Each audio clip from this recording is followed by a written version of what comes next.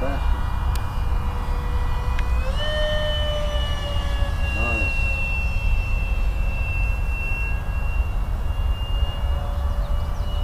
I like it because you can really make out which way it's going.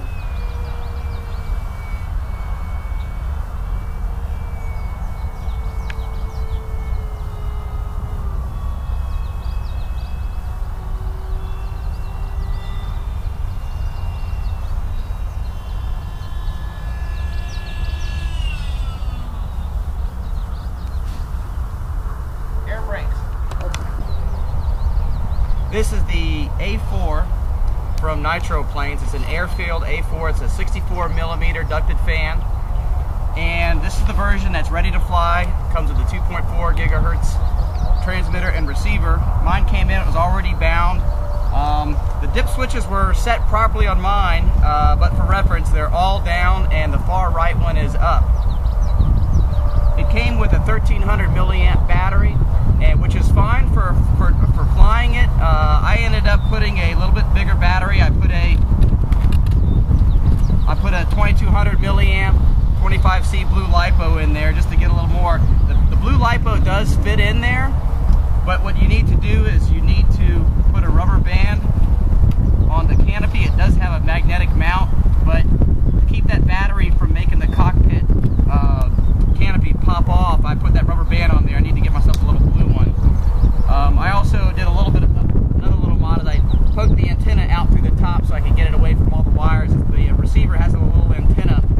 You don't want to leave it tucked in there. You want to pop it out a little bit to make sure it's away from all the other wires to assure a good connection. But this is definitely the fastest building ARF that I've ever had. All I had to do really is glue on the wings. It came with some epoxy. It said 5 to 10 minute setting time, but it was really more like 3 minutes. So do one wing at a time. Pour enough epoxy to probably double what you think you need, because it comes with more than enough. And I did one wing at a time. Then I did the vertical stab and then the horizontal stab. One thing that's very important when you're putting it together is before you do any gluing, go ahead and wire everything up. Make sure that all your servos are functioning, okay? And because if you don't, especially with the rear servo, the elevator, if you connect that up before you glue it, and once you connect that up, you're not going to be able to get that out without doing a lot of tearing up. So make sure that you test all your servos in case you have a problem. I taped all my junctions together so that it wouldn't come undone. I also decided to, since I got this grass field, I decided to do this thing set up for a hand launch. So I don't have the little fuel drop tanks or the landing gear on. I took the nose wheel off, and that made it so that it was slightly tail heavy. So with the standard battery, I added about a half an ounce weight to the front, and with the 2200 milliamp battery, the CG is perfect for it. Okay, the CG was perfect with the landing gear, but with the 2200 milliamp battery, it flies really good. I can do loops, rolls, that kind of thing, split S. You do have to manage your elevator. Make sure you don't pull it back too hard, otherwise it'll snap on you.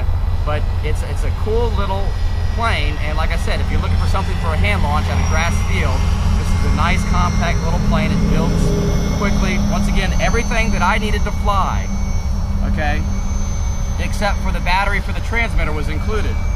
And the cool thing is, and you can't see it from over there, but the connection for the battery is actually the same as a JR Spectrum. So I was able to grab a JR Spectrum battery and pop it in my transmitter and make that work.